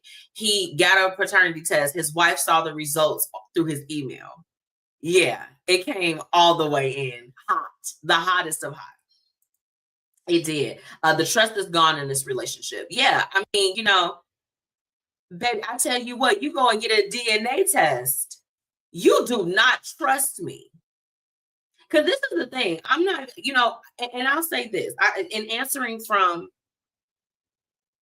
being a wife and from the married perspective, because it's supposed to be, if we go with let's go with the traditional married thing, that is just like, you're supposed to stick it out and work and communicate and blah, blah, blah, blah, blah, blah, blah. Okay, it happens. The first thing is, I'm definitely letting my husband know, because first off, it ain't gonna be no secrets. I saw it on your computer. You left it open in our home, our marital home, while I'm rearing these children. I have a problem with it. So that's the first thing. You need to communicate that. But you have to communicate the hurt in terms of the distrust. Because I tell you what, if I were in her shoes, and before it got to the point where he tested, if he would have came to me like, you know what, I like to do a DNA test on our kids. See, me, I don't know, y'all. I'm a little different. If you as my man, you have deeply offended me or done something, I'm like the Illinois tollway, baby. You gotta pay something to get through here. Not even just material things or whatever. Like, I need to know, because you got me messed up. So for me, I would put a wager on it, because clearly you got me messed up. You thinking that you thinking I'm out here doing something on you. I'd be like, you know what? When it come back that these babies is yours and that there was no infidelity or anything, you're going to have to pay for it. You're going to have to pay for it. Sis, get a trip. Get something. Especially if you're going to stay. Because, girl, if you're going to stay and you want to work on your marriage or whatever the case is, he hurt your feelings or whatever the case is, make him pay the toll, baby. Do something. But y'all going to have to do the real work to figure out where the trust was broken from his side first. Because clearly he stopped trusting you somewhere. And that is not your responsibility. But when you love somebody, what did Blake say earlier? Ego leaves. If you love somebody, the ego does not exist. So I can be offended, but still try to soothe in the situation. If you're coming to me and you're saying this, I've given you no indication that I've cheated on you, no indication of any of these things. There is something that's broken. So as a wife, let's fix it. Your distrust came from somewhere. Let's get down to the bottom of it. That's just the type of chick I am, baby. I'll sit up and Anthony know, baby, if you are on this live, Anthony know, I'll sit and talk until they damn near have to put toothpicks in my eyes. Baby, we gonna fix it tonight. Because you're not gonna say nothing crazy like that to me, or I'm not gonna look on your computer and find something that's devastating like that, and we not gonna talk about it. And you my husband. Part of what would you do is that a lot of people are afraid to talk to their significant others. Why are y'all in relationships with people that y'all afraid to talk to? Because when it comes to mine, baby, we're going to have some conversations. I don't care if you ain't trying to. When I tell y'all, look, I need y'all to know. Anthony, if you on here, I know you're going to laugh. My husband going to gag. But I'll tell him I don't give a damn. You already know. We've been together since 2011. We coming up on 15 years. And people that know us and they know our story or whatever the case is, y'all, it's been a wild ass ride. When it came and stood on couches about mine or about my point or whatever it is, yes, y'all, MzMetchi definitely has been, she's a former crash out. After 15 years, of course, I've calmed down. I am a former crash out because, baby, you not gonna say nothing crazy to me or do no crazy stuff, or you presenting craziness to me. What do you think? The block? What's going on? Girl, Say what it is that you have to say. Get that off your chest. Because gone are the days that women are wounded and we got to be quiet. Girl, if your man hurt your feelings, you better tell him. Please. Anyway, let me get. Bree said on the next episode of Snapped, what if the child sees and hears any of this? The impact of feeling unwanted, or should I say the seed is implanted and it sets in. From a mom's perspective, a betrayal feeling sets in. They need therapy after this one, or some type of third-party intervention, because that is betrayal. I mean, you know, and especially for the person that was actually being true to their partner in the situation. How devastating. A paternity test, I'm married to you. The understanding is supposed to be that it's you and I. That would kill me. That's why I was just like, for me, you know, and I'll tell you what, and Anthony can contest to this. I told him, you know, at the time, what? Y'all, this camera is doing its own thing, baby. I guess it just want to be seen. But I told him, I'm like, hey, I don't have a problem with that. Like, if I know that I'm only dealing with you and there's a child that comes to play, like, I'm not opposed to you having whatever confirmation that you need, because part of it is that when men, you know, they're trying to, I don't think that sometimes they're trying to run away from the responsibility, but it's just like, it says a lot if a man does not feel confident. And when you go to him to tell him that you're pregnant, that he knows for sure that it's his. That lets you know where his thinking is. It has nothing to do with your worth value or how you show up, but it has everything to do with how that man sees you. Sis, in this situation, talk to him and let him know how you feel. How you recover, you're not going to hold it in. You also are going to probably go and address some of those things yourself, because y'all know, look, sometimes men don't like to go to therapy. So you go for yourself. You go for yourself. Not he in the comment, Anthony. I don't know if you just joined. I told him I'm a former crash out. Oh my gosh. Jason said, God dang. Elle said, I mean, why else would you question it? It has to be an outside influence. Exactly. I'm getting to the root or to the tutor. Who is it that's telling you these things? Or what did you see? Because this is the thing. Some guys, if you got a good man, and we talking about the good men, that they good, they're not out here slinging it with everybody or whatever the case is. Sometimes these men see other people going through situations, or, I mean, you know, who got a man that be on, be scrolling and reading stories and all types of stuff every day or whatever the case is. Like, you know, they've ingested some type of information that has some type of influence. For all this woman know, her husband could have been watching an old school Maury episode where the guy came on there confident that them kids was his and it wasn't. And he watched him cry and he felt like, I don't want this to ever be my predicament. He just went and got a DNA test. You never know. Some men, you know, I don't know. I mean, I don't think it's very common. But it could be. It could be. It could be. I don't know. KiYha Moore. Okay, period. Ego has to go. Yes. Ego has to flee. Ego has to flee. And I mejust realistically, when you think about it, ego can't really exist in any type of interpersonal relationship. And it just has to be some humility from both sides. And yeah, they just say it's a wrap for me. That's character assassination. I get one kid before. That's what I'm, Deja. If he ever had any type of doubts, reveal that to me after the first woo wop the bam. I mean, come on now. If you think that I'm out here as your wife doing other people, let's stop this while we're ahead. Because if you don't trust me after 4 kids, you know, now granted, if y'all have 4 kids and everybody working hard, this man going doing all this stuff, he deserves to have some peace of mind. But you should have asked for that a heck of a long time ago. Yeah. She had a lot to say. She did. She has a lot to say always, y'all. Oh, are you talking about me? I do. And she Tracy. You know what? Because I tell you what, let me tell y'all this. You don't get no rewards for bottling up your emotions and not letting people know if they have hurt or offended you. And let me tell you something about a woman. And especially if it's a woman, she's married and she has children or a combination of both. You don't want to start your relationship off or ever have a relationship where you have to hide how you feel. You have to minimize or diminish how it is that you feel at any capacity. You deserve a relationship or a bond where someone can say that, you know what, you hurt me, you wounded me. And even if they don't understand, or even if they can't fully conceptualize how they did it, you owe someone that at least gives a damn enough.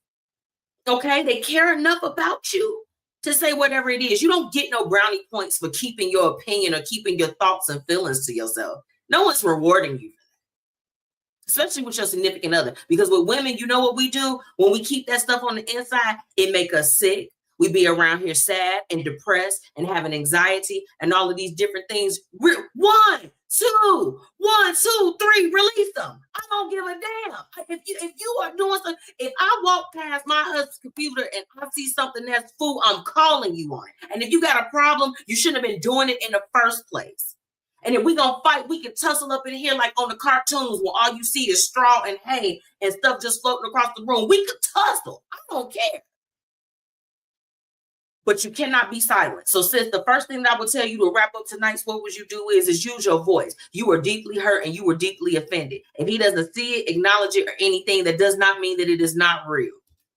Especially, Lord, please, Jesus, don't let her be dealing with a narcissist or a dismissive avoidant. Do somebody hear me out here? Okay? And yes, I'm sure y'all always do have a lot to say. I ain't gonna shut up. I'm gonna talk until I can't do it no more. I'm gonna take a quick break. Y'all let me know what y'all think in the comments. And when I come back, we're gonna real quick go through what's happening, what's up, and close out with our topic of the night. And the topic, I'm gonna keep it brief, y'all. MzMetchi hungry. Okay, my guests, they filled me up on the content tonight. We're gonna get a little rest. It's the first show of the year, y'all. MzMetchi is big. Right after this break. Are you in need of a mobile bartender for your next event? Contact Paris Ice Bar today. From crafted cocktails, tapas and hookah, Paris Ice Bar has you covered. Visit ibringhappyhour.com or call 407-707-8202. Hey, are you struggling with weight loss? Try everything and the scale hasn't moved for you? Well, I think it's time for you to call our good friends over at Live Long Health. They have everything that you need to help with weight loss management, and they also offer a plethora of other services. So make sure that you go ahead and head to livelonghealth.net, okay? Or call 708-998-5542, okay? And guess what? The best thing is you can treat yourself now and pay later. They accept several different payment types, and baby, it's time for you to go ahead and make that move to get healthy. So choose to live long with Live Long Health. Time to get into what's happening and what's up in these streets. Let's get it. Let's get it. Have you all ever heard of someone called, y'all, this might freak y'all out, but let's start it off here. The torso killer. He recently confessed to a New Jersey murder that took place in 1965, y'all. This man is sick and on his deathbed. He decided to tell a story to the Fairlawn Police Department on Tuesday. His name is Richard Cottingham. I want y'all to know he's been dubbed as the torso killer. Y'all, back in 1965, he unalived an 18-year-old nurse, Alice Eberhardt. Her disappearance and her murder was a cold case since then. And now that he's sick as hell, he decides that he wants to tell what happened to her. Now, it gave her family some peace and solace. But y'all, I just want to remind y'all, even though we're in a new year and everything, and we got to stay within our high vibrations, people are crazy. And I want y'all to remember that. They was crazy back in 1965 and they are crazy now. I just want to pass that along to you all.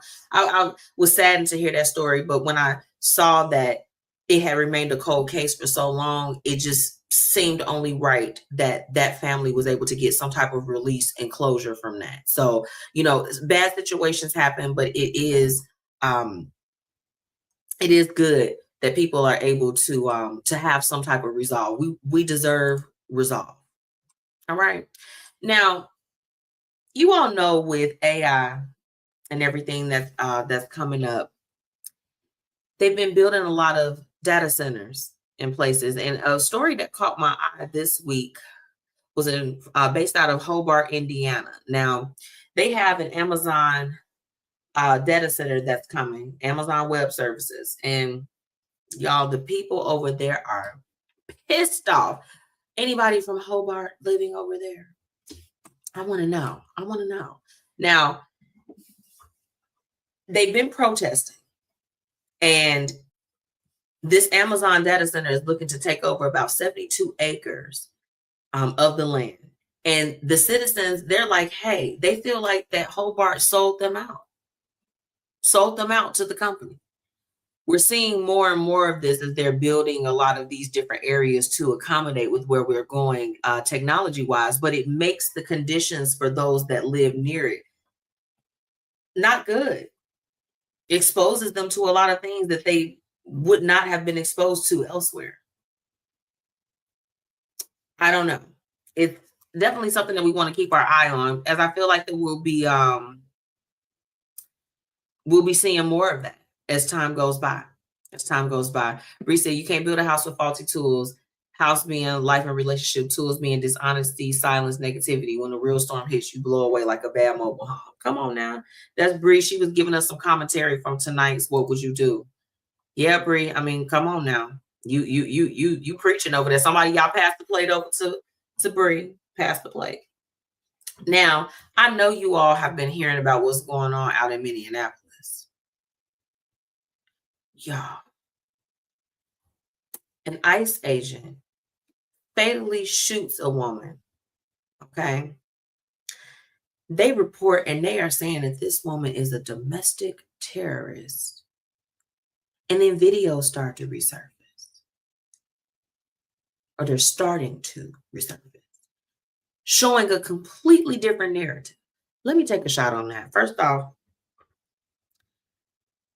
I don't like to see anyone lose their life at any capacity. But the way that they tried to twist the narrative up really pissed me off. It did. And I think that it should tick everybody off, quite frankly. Doesn't matter what side of the fence you're on. That was horrible. I had stayed away from the videos for the most part, but of course, my coworkers and I were talking about it today. So what pops up on my timeline after that? The videos. Disturbing. A moment of silence of those that we lost or who have been impacted by the ICE raids gone wrong. At the end of the day, at the heart of it, it does not matter which side that you're on. Nobody, no. It's just not right. Cheers. Like, not really though. Put your lighters up. Whatever you want to do. This is ridiculous. And I think that everybody should be kind of like in an uproar at this point. Okay. Now, what's happening and what's up? I'm based in the Chicagoland area. You all know that. Y'all, it touched 61 degrees today. Global warming is real. I want to remind you guys, because I think y'all must have forget. Y'all, we're not supposed to the weather's not supposed to be like this. You all probably can't hear it. It's raining outside the studio right now. It's raining hard. I ain't heard no thunders or no rumblings, but it's a lot going on right now. I want us to let's forever keep our eyes on that, okay? And shout out to Copajn. Y'all already know. That's how my shot. I feel nice and groovy now. Let's go. Trump is back, and he's demanding that Venezuela kicks out China and Russia and partners with the U.S. on oil. Keep your eyes out on this. I feel like, they're trying to kick some things up. Deja says, sis, we in global boiling now. Girl, it ain't, ma'am, do you understand that we not even warming no more? Baby, global broiling. How about that? Let's take it another level, friend. Let's We global broiling right now. Let me tell y'all when I was getting ready to, when I left work today to come back out here. And I had my door open. You know how, you're just getting in the car and you're getting yourself adjusted. And I was leaving our dock area. And I went, I closed the door. I pulled out the garage. It was a goddamn fly in there. It was a fly that had got in there with me. And I ended up rolling the window down. So, of course, the fly got out. But it was a fly. Today is January 8th, 2026. 2026. January 8th. I had a fly. We are in global broiling. Yep. Another thing that you all, if you haven't heard it, so y'all know that they did an update to the food pyramid, y'all. They flipped it. It's upside down now. Upside down. Boy, you're turning me inside out. I didn't know that the original food pyramid, it was released in 1992. It had not sustained any changes until now.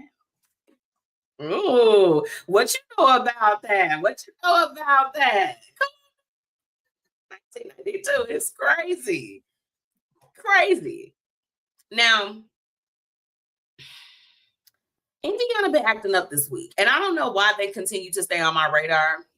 But let me tell y'all about this man from Cherville, okay? His name is Arthur Catlett. If y'all know Arthur, baby, Arthur pulled off the theme of schemes. He's wanted currently for allegedly stealing an SUV at a Northwest Indiana dealership by check fraud. This man walks into the dealership, picks the car that he wants, goes and gets a quote-unquote certified check from Bank of America, takes the check. The car dealership, they accept the check. They accept it. He drives off with the car. Come to find out, Arthur had no account with Bank of America. Arthur didn't have not a piece of an account with Bank of America. That check was phony. The car was gone, baby. Arthur is still out there. He's 58 and he's from Ford Heights.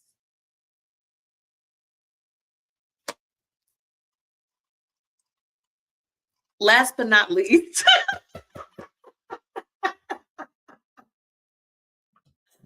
y'all, I'm sorry. I tickle myself pink sometimes. Last but not least, we're super excited as Chicagoland residents.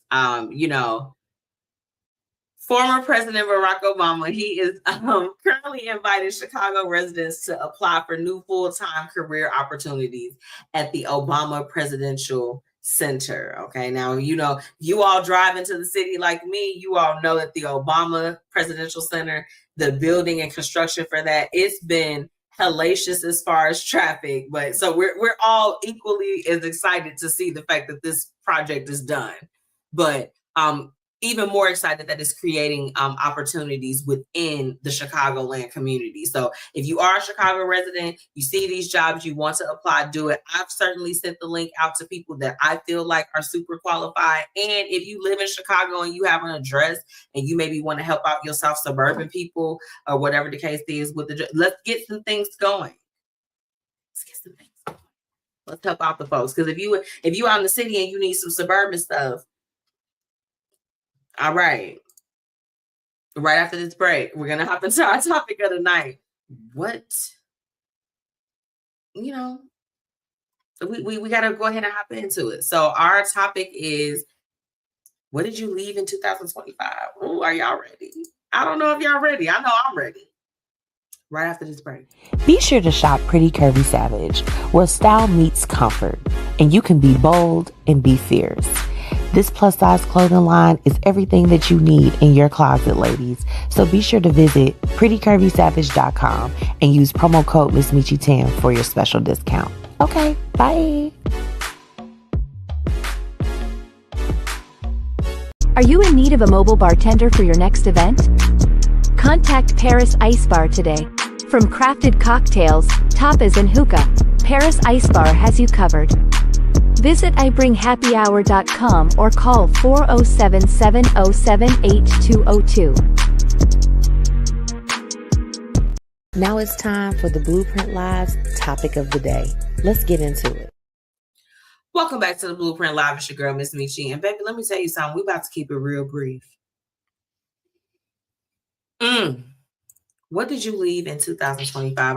We didn't get a chance to talk, y'all, before the end of the year. We didn't get a chance to talk really intricately. I ain't gonna lie to y'all. I skated on y'all for the last 2 weeks. It was the holidays. I was around here. What Cardi B say? Until then, I'm in my bed, just rub my feet together. That's what MzMetchi was doing. I was off and I rubbed my feet together in the bed, and then I got up and I took a shower and put on new PJs and I rubbed my feet together on the couch, and then I got up from the couch and I took a shower and I went back and rubbed my feet in the bed. I did that for a series of days. What did I leave behind in 2025? The fear of stopping and resting. I left that. In 2025, I left the fear of really going off the grid and taking time for self. If you know me intricately, you know that I try to make myself available. I'm of service to people. I try to do whatever it is that God calls me to do. And sometimes when I'm roped in, I may take on things and do all of that. So God knows my heart. He knows what's going on. So I had to go off the grid for me. And I left the guilt in 2025 from having to do that. I plan on doing it more often. It'll be a little bit more structured this year. It won't be more so like tossing everything in the air and just being done with it. But, I left having to constantly be on the go in 2025. And I want to go back up to some of the comments because I did see them and we had just jumped a little bit ahead. But I know that Bree had contributed to the conversation too. Let's see. DJ L said that he left toxicity from all areas and people in my life in 2025. Toxicity from all areas. Yeah, I tell you what. That word toxicity, I think toxic, that came up a lot in 2025 too. Just things being toxic, like this is too toxic for my life, and I get that. I do, and I've been that word or just trauma. There were just like some few like keywords that really stuck out to me in last year and in 2025. I think in my experience with people, and that the meaning for that, it changed because sometimes like as we change, our definitions of our experiences, they change too. So like what was toxic back in the day may not necessarily be toxic now, and what's toxic now may not have been toxic to you back in the day. And I think that DJ L, as long as with whatever you deemed as the toxicity, as long as it's something that you have fully explored and you tried to understand, or you've gotten, you know what I'm saying, just like all perspectives or all angles of whatever it is that was toxic to you, that's the work. That's the inner work that we do. That's good. That's good. Sometimes I think that when people say that they're leaving people in the year, I might need another shot. That's a little bit, I can't say it's concerning, but I just more so be like this, like, what my question always is, Elle? And if you're still on here, but if not, I'll pose it to my people that are still joining me. When we be like, oh, I'm leaving people or leaving those things, I always, what I always ask people? Did you try? Did you try? Did you try to fix it? Okay, because let me tell you, I'm a type A person. I'm a very confrontational, get to the point, like, let's talk about it, let's do it. And I run into people that are guarded, honey, just, they be a little bit dismissive. They like, that's not real. And I'll be like, you traumatized me. And they're just kind of like, I didn't do that. And I'm like, you're not even willing to listen. I always ask anyone when they say like, oh, I had to leave them people in last year. Did you try to fix it before you walked away? Did you effectively communicate? And Elder, we're not talking to you, child. We're talking about in general now. Okay, because this is what we talking about what we left in 2025. But when people come to me and they say, yeah, I know I left them in the last year, new year, new me. I'm like, did you try to fix it? Because let me tell you something. We don't have people in our lives or in our vicinity or close to us that aren't significant in some type of way where we have to leave them in the first place, right? Like anybody, if I feel like I've had to leave you, you've had an impact on me, you've been significant to some degree. So I always pose the question for people that be like, I left them people back then. Did you try to fix it, and did you effectively communicate why you needed to step away in the first place? So for anybody that's listening, and you that person that is just like, no, I left them in 2025 or whatever the case is. If it was someone of value that was good to you, we talking about the people that was good to you. We talking about the people that they might have irritated your ass real quick. Y'all know your friends, your man, your family, your coworkers.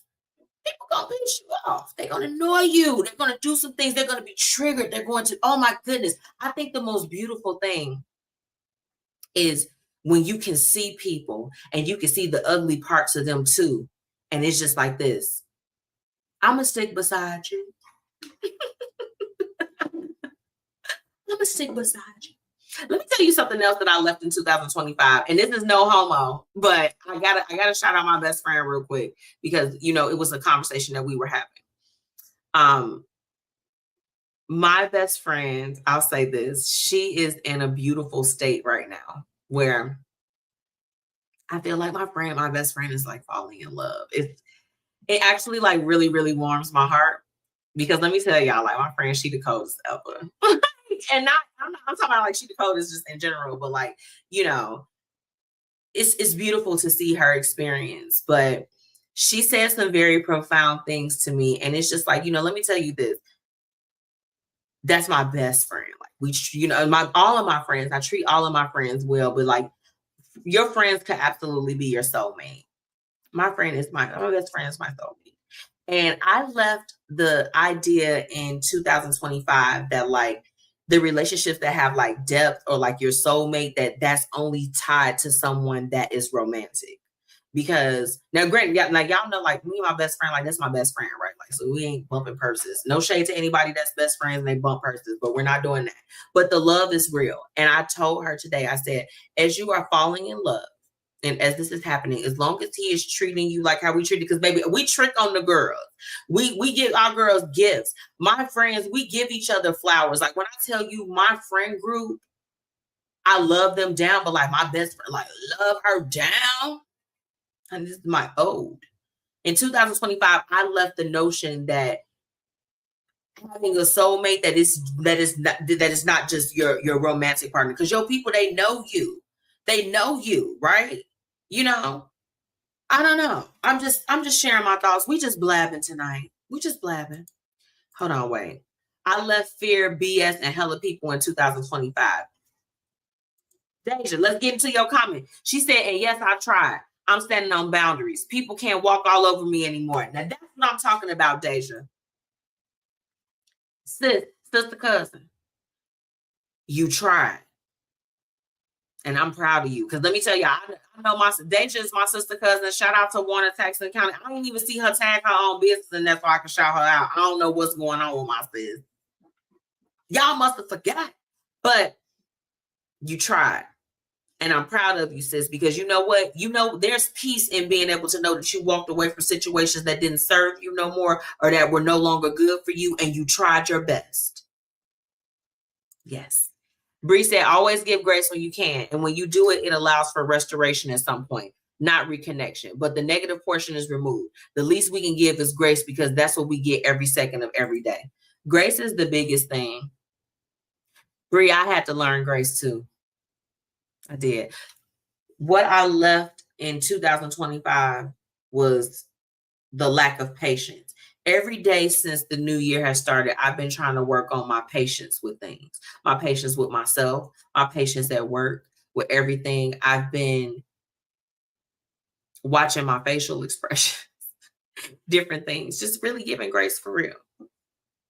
That's a beautiful point. That's a beautiful point. I touched on it earlier, but I just want to say it again to close out for tonight's topic, because y'all is getting late and I know y'all tired, baby. I'm tired too. What I left in 2025 is playing small. And also, because I'll say this, and I've struggled with this, and I want to be real, because we're kicking off 2026. Let's be real. This is the first show of the year.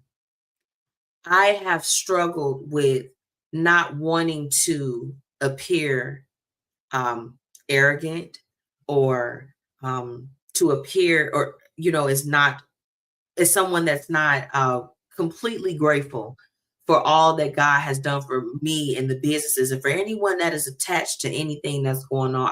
I've done so much work to make sure that I'm not doing too much. But when I say not playing small, I left in 2025 feeling like that I had to minimize or kind of quiet the impact that I make. We're not talking about popularity. We're not talking about how many followers you have on social media, but I'm talking about impact. I shared a story on my Hate It and Love It with a brand that I'm going to bring her on. And I promise you, I've got to bring my girl on, and I will reveal that story on the show. So y'all got to stick with me. But that she put a call to action out and we connected. And in doing that, I was able to, we're going to be able to work together too, but I was able to help her. Like the impact of just who it is that you know, who's on your contact list, your resources, how you show up for people, how you see a problem and you try to fix it, how you see a gap and you try to close it. I am done not expounding on my impact, because I didn't want to appear like I was doing too much or doing all the other stuff. But y'all, I'm not going to lie to you. MzMetchi does do a lot. I really do. And it's in my heart. It's like, I don't have to, people, they don't have to write to me. It's free to support other people in whatever way. I'm not rich. I don't have a ton of money. Just like Blake, when I tell you Blake delivered some words on tonight's interview with him, that he touched me. I can't wait to clip up that conversation, because we've all just been at some different stages. But in this season, I want to share with others the impact, in hopes that we could continue to keep growing together and building together and reaching back and helping other people that need us. If you all were a part of the conversation with KiYha Moore tonight, with everything that she's doing, with the support of her mom, the support of her godfather. Okay. Shout out to DJ L. He is DJing, and he's going to be the entertainment for their events that's coming up. He is there. He is one of the right-hand people. We have people that are doing things. They are making an impact. In 2025 was where we had to leave closeting that and not sharing it with others because we didn't want to appear a certain way. Pop yo ish this season, because I know I am. I am. And this is the thing. It's like, what did Chief Hugh say? I ain't done turning up. That's where I'm at. So cheers to you all. I got my other half. I did a double. Hold on. I'm done turning up. Right after this break, we're going to close out with tonight's quote of the night and get out of here. It's been real. Be sure to shop Pretty Curvy Savage, where style meets comfort, and you can be bold and be fierce. This plus-size clothing line is everything that you need in your closet, ladies. So be sure to visit prettycurvysavage.com and use promo code MzMetchi10 for your special discount. Okay, bye.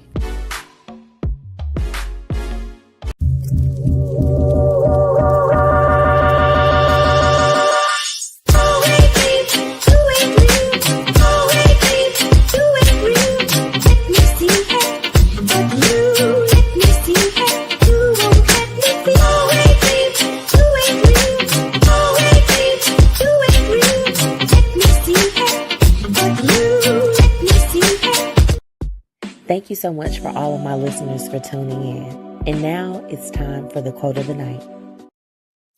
Welcome back to the Blueprint Live. Y'all, look, I done kept y'all on. I told you it was a jam-packed show. I told you it was jam-packed, but I want to go ahead and close out with tonight's quote of the night. Now, I tell you all, and it's really genuinely true, the quotes of the night find me. I don't go and try to seek them. This one popped up on my timeline. Y'all, I kid you not. I was looking, I went on Pinterest, and I was looking at bento boxes. To make me like little cutesy and demure things. I am still, of course, working with our amazing sponsor, Live Long Health, to achieve my weight loss goals. Y'all, look, if you are tuning in, if you use promo code Blueprint with Diamond, Live Long Health, she will take care of you. She also, if you are someone and you are uninsured right now, you cannot get state benefits, you don't have a job right now, that is okay. If you are looking to see someone to help you address anything healthcare wise, I encourage you all to reach out to Live Long Health. She does not just do weight loss management. It literally is full service, everything. And baby, I don't know about y'all. I'm going to go get me an IV drip because I just want to drip. Okay. Love her down. But this quote found me as I was online searching for some healthy bento box ideas. So here it goes. In 2026, you're going to meet a version of you that you never knew existed. The mature you, the healed you, the healthy you, the disciplined you, the focused you, the confident you, the intuitive you, the patient you, the graceful you, the faithful you, the best of you. This is the first show of the season, and it's an exciting time for me. I'm coming up on January 19th, which is not only my husband's birthday, but it's also 7 years of being the Blueprint media company of the Blueprint Live. I aired my first show January 19th, 7 years ago. Amazing things. And this year I open it up and I feel very hopeful about what's to come. I know that great things are on the way. I think that 2025 was the year that we had to kind of go through some things. We had to pull through. I don't know about y'all. 2025 was a hard year. It was hard. And it was hard for a lot of people on a lot of different facets, not just financially, but spiritually, physically, emotionally. So this year, you're going to meet the best version of yourself. And every day I just encourage you all to get up and just continue to just keep choosing the positivity, even in the midst of it. Talk to yourself, self-soothe. You're going to meet the best version of yourself this year. And just know that like we're going to be here every step of the way. I love y'all so much. So thankful to be back in this new year. I'm glad that we all made it, that we're safe, that we are loved, that we completed another year. And may we forever continue to hold and support and uplift each other. I look forward to anyone that's tuning in that's going to join me April 25th at the LinkedIn Lit Brunch. And y'all know I'm always promoting. It's in me, y'all. It's not on me, it's in me. So I'm going to always pub those things because I want us to get together. I want us to be intentional in this season of getting together, taking the time to have the conversations to see how we can move each other forward. Jacynthia was on here. I'm really trying to see, Jacynthia, are you ready for a table, my love? Like, if you still on here, and I will clip this up and send it to you because I'm calling you out personally. I had several businesses that piloted their business and they were able to get direct feedback at the LinkedIn Lit Brunch.